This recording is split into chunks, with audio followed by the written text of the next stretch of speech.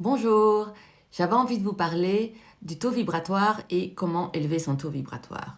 Avant, je vais commencer par expliquer ce que c'est le taux vibratoire. Chaque individu, chaque animal, chaque plante, chaque objet possède un taux vibratoire qui représente son taux d'énergie. Et ça varie d'un individu à un autre.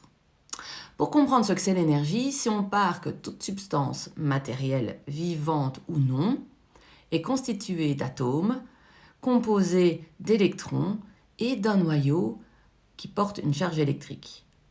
Donc dans l'univers, quelque part, tout est énergie. On part de là pour le taux vibratoire.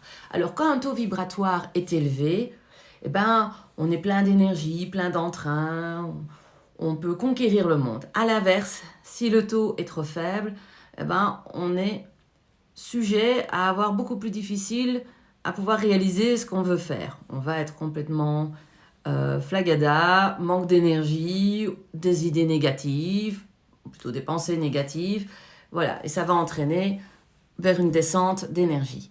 Alors, il existe plusieurs façons, bien entendu, d'augmenter son taux vibratoire, et moi je trouve qu'il y a une méthode très très simple que j'utilise tout le temps, c'est la respiration en conscience. Tout simplement apprendre à respirer en conscience avec la cohérence cardiaque. Donc on respire, on inspire, on expire sur le même temps, pendant 5 minutes. Et là, vous allez apaiser votre rythme cardiaque. Vous allez pouvoir oxygéner beaucoup mieux votre esprit, votre corps aussi. Et vous allez pouvoir augmenter votre énergie et avoir un esprit beaucoup plus clair pour prendre des décisions.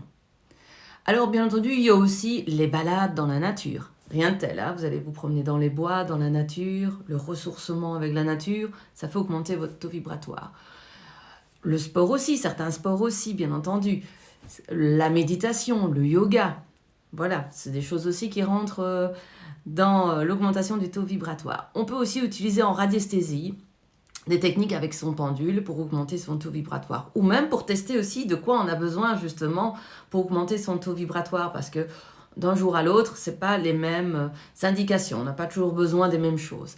Maintenant, si vous voulez en savoir plus comment on travaille son taux vibratoire avec le pendule, vous pouvez cliquer sur le lien pour aller voir une vidéo avec des petits exercices sur le taux vibratoire.